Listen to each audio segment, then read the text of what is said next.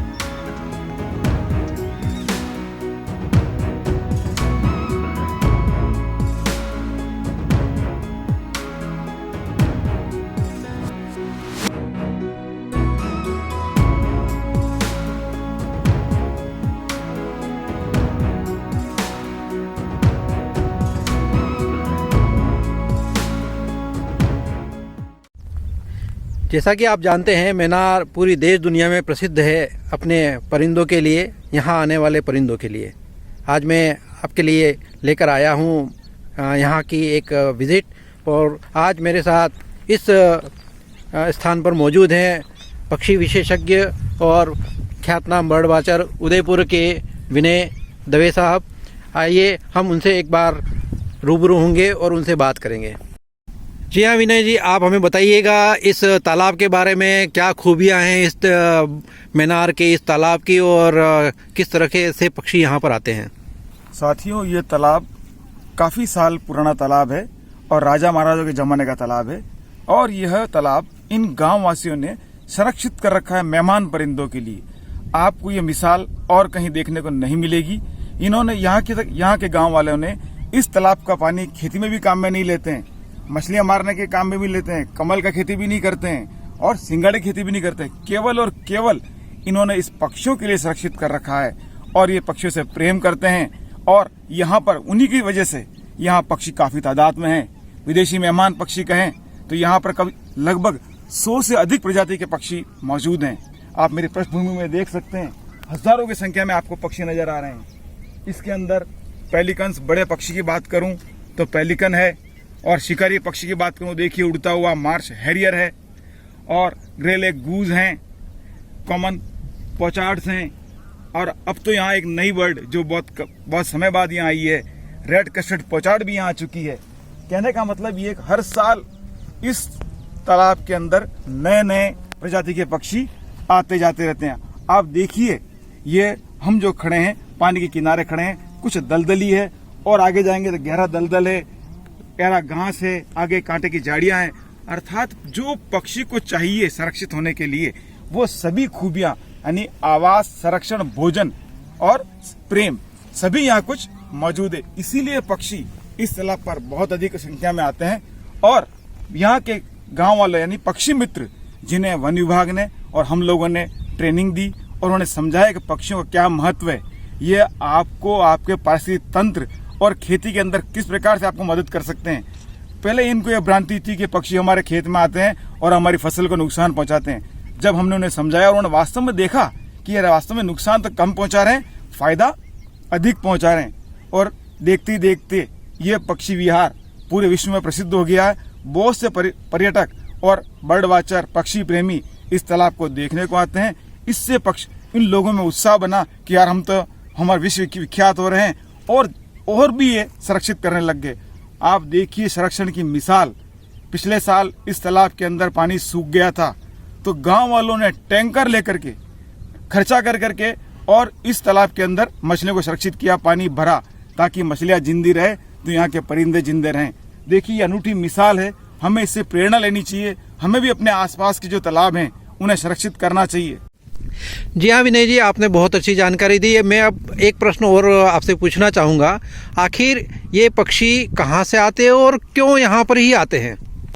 देखिए साथियों, ये पक्षी विदेश से आते हैं और मैं नाम लूं तो जिन प्रदेशों में बर्फ जम जाती है, अर्थात बर्फ जमने पर इन पक्षियों को भोजन नहीं मिलता, तो भोजन की तलाश में बर्फीले देशों से साइबेरिया, रूस, तजाकिस्तान, मंगोलिया, सेंट्रल यूरोप, इन देशों से यहाँ पक्षी उड़ के आते हैं।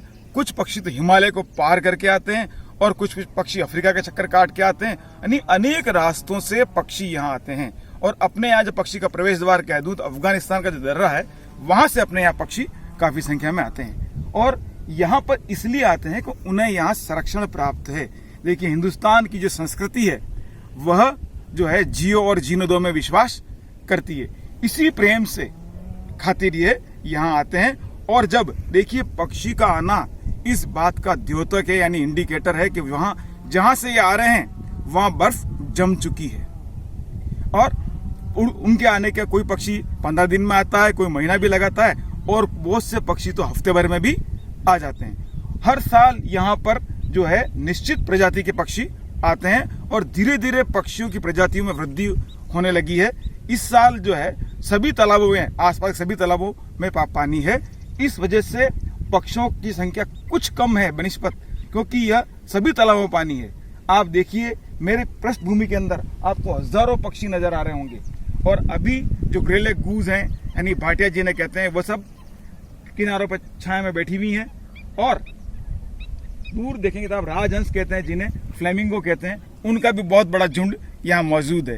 कहने का मतलब यह है कि एक आदर्श आश्रय स्थली है परिंदों की।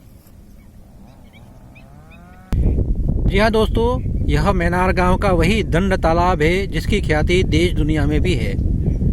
कहा जाता है कि इस मैनार तालाब के से जुड़ी हुई एक और भी ऐतिहासिक घटना भी है जो यह साबित करती है कि मैनार तालाब में आने वाले पक्षियों को गांव के लोग संरक्षित करते थे।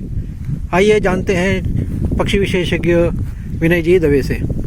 साथियों, इस गांव का पक्षी प्रेम आज से नहीं, आज से 150 साल पहले से भी है। एक अंग्रेज टिल्सन ने अपनी पुस्तक में लिखा था कि मैं महाराणा की अनुमति से इस गांव के अंदर जो है गांव के आसपास के मौत ब्यूरो से मिलने के लिए आया था। जब उसने इस तालाब की खूबसूरती देखी और जंगली मुर्गाबियाँ देखी तो उसने इसका एक शिकार कर लिया। जो ही बंदूक का धमाका हुआ और गांव के लोग दौड़ पड़े और उसे कह दिया कि भाई आप यहाँ से जाइए, आप शिकार नहीं कर सकते हैं और आपको जुर्माना देना पड़ेगा। तो अंग्रेज था, उसने कहा मैं तो महाराणा की अनुमति से आया हूँ कि नहीं नहीं नहीं, किसी की अनुमति की जरूरत नहीं है, हम किसी को नहीं मानेंगे, हम पक्षी प्रेम के आगे। महाराणा हमारे सम्माननीय है, परंतु पक्षी परिंदे हमारे मेहमान हैं। अर्थात उन्होंने काफी उससे संघर्ष किया, अंत में थक के हार के अंग्रेज को वहां से जाना पड़ा। साथियों, ये उस वक्त भी जब राजाओं का काल था तब भी यहाँ के ग्रामीणवासी यानी मैनारिया बिल्कुल डटे रहे। अंग्रेज लिखता है कि ये सशक्त ब्राह्मण थे जिससे मैं एक बार भयभीत हो गया। धन्यवाद।